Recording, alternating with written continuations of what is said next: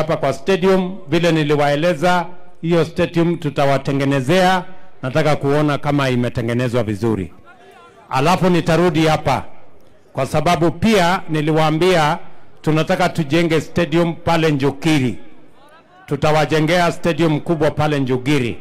Alafu mambo ya barabara ndio mimi napanga. Tunaelewana? Hii soko yenu hapa tunaweka shilingi milioni 700 ya kutengeneza hii soko yenu hapa Embu Town. Na tunapanga hiyo mambo yote tuhakikishe ya kwamba Embu inabadilika. Tumekubaliana? Tuko pamoja?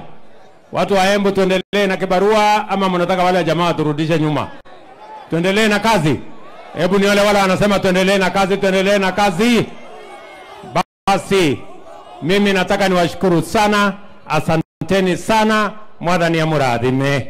Mungu awabariki jameni na tunawapenda. Thank you very much.